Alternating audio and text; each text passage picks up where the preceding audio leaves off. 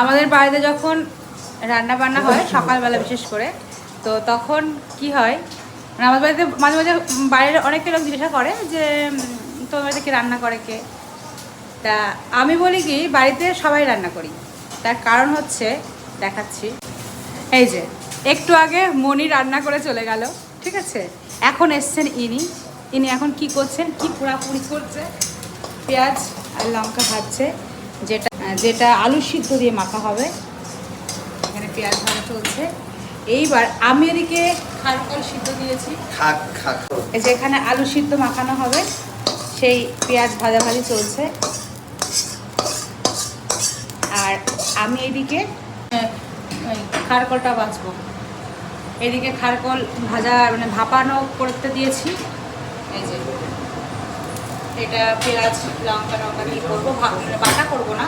তাহলে ব্যাপারটা ঠিক কি হলো যে তিনজনই রান্নাঘরে ঢুকলাম, সবাই মিলে রান্নাঘরে এখন রান্না করব কি, তাই তো?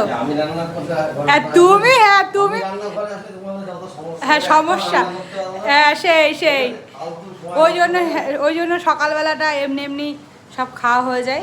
যাই হোক, খেতে হয় তাই খায়ও, ও তো আগের দিনই বলছিল যে ও খেতে হয় তাই একটু খায়, হ্যাঁ না হলে ওর খেতে ইচ্ছেই করে না। যাই হোক, কী রান্না হয়েছে একটু পরে তোমাদের সঙ্গে শেয়ার করছি। তো আমি জাস্ট একটু তোমাদের সঙ্গে দেখানোর চেষ্টা করলাম যে সকালবেলাটা আমাদের বাড়িতে ঠিক কী হয়। আজকে যেহেতু ছুটি বলতে বৃষ্টি তো এই জন্য আর আজকে কেউ যাবে না, আর বাবুর স্কুল ছুটি আজকে, ওর আবার কালকে এক্সাম রয়েছে, সেই কারণেই। হ্যাঁ, তো সকালবেলাটা যে কী চলে আমাদের বাড়িতে সেটাই আর কি দেখানোর চেষ্টা করলাম ছুটির দিনে।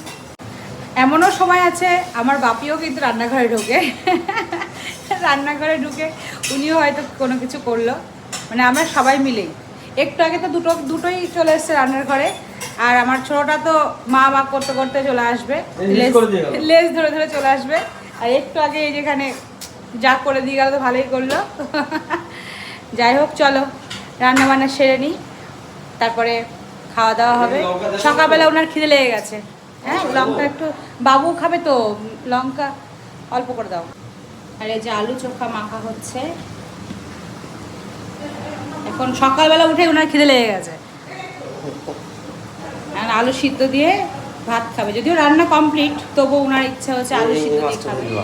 হ্যাঁ ঠিক আছে, চলো।